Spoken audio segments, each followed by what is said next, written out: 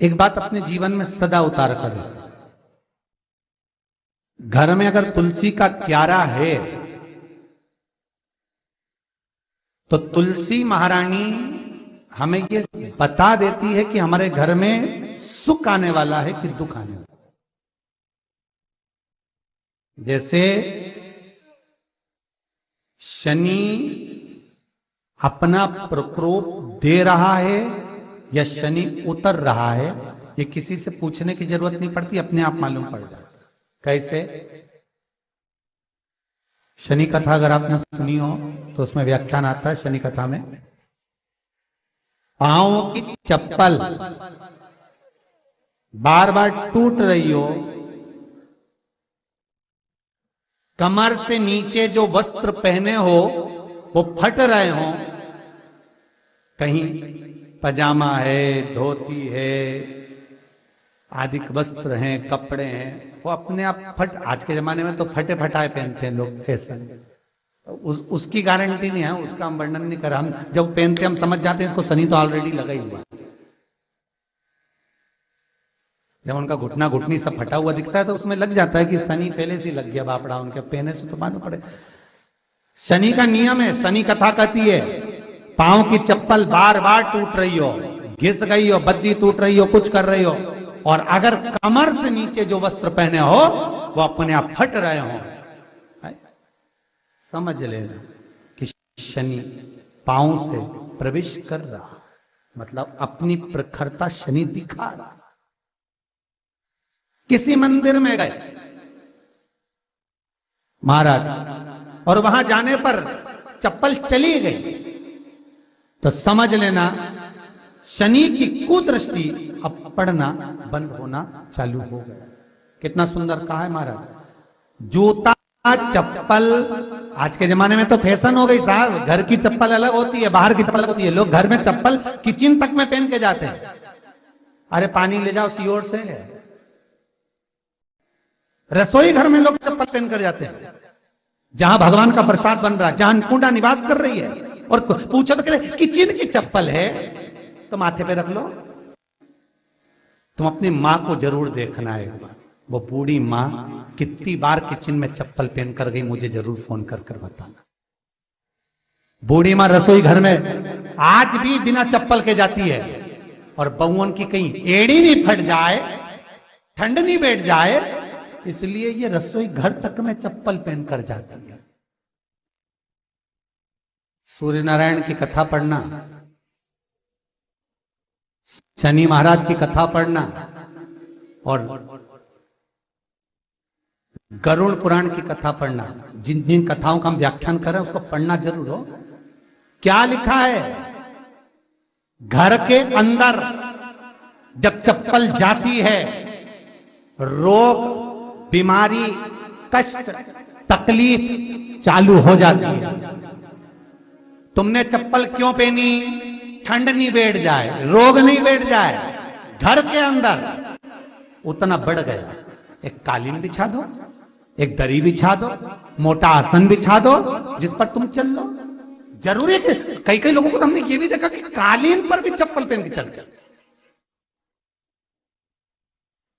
और ब्राह्मणों को भोजन परोस रहा है, गुरुजन को भोजन परोस रहा है, ठाकुर जी की थाली बना रहा है, ठाकुर जी का थाल लगा रहा है, तो भी चप्पल है पांव में। तेरा क्या होगा रे कालिया, क्या होगा? विचार तो करो। देह पड़ी रे जाए यहीं पर,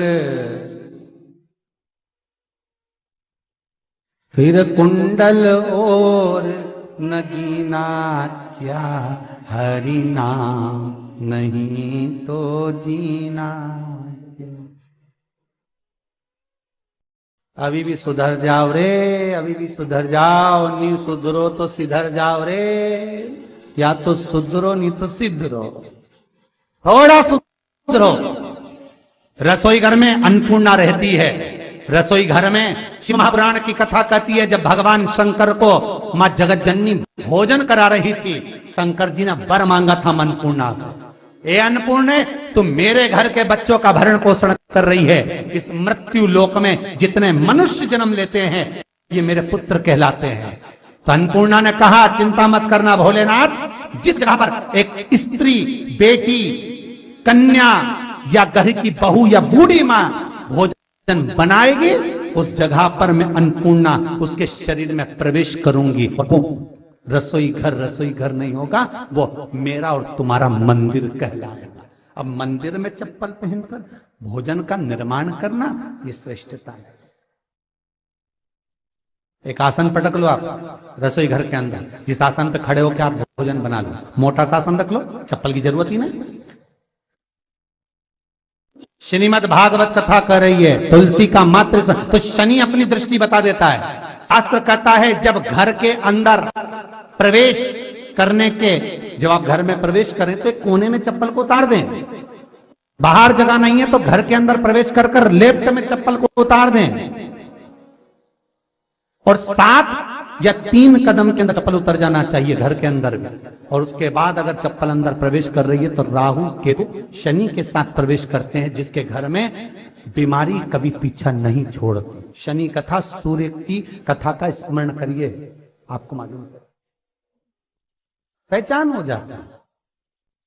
महाराज तुलसी बता देती है कि आपके घर की दशा क्या है। बार बार जल डालने के बाद भी तुलसी सूख रही है, बार बार आप पूजन कर रहे हैं, पाठ कर रहे हैं, तो भी तुलसी के दल सूख रहे हैं। तुलसी बता देगी कि तुम्हारे घर में तकलीफ आने वाली है, कष्ट आने वाला है, सूख रही है। किसी ने जरूर कुछ ना कुछ ऐसा है कि इसमें घर में कुछ तकलीफ आएगी, तुमने लगाया फिर सूखी, फिर लगाया फिर सूखी। तुलसा महारानी बता देती है कि कष्ट है। और जिस गमले की तुलसा घेर घमोर हो, फलित तो हो, आनंद में हो, तो उस घर में फिर दुख नहीं आता, समृद्धि खुद बढ़ती चली।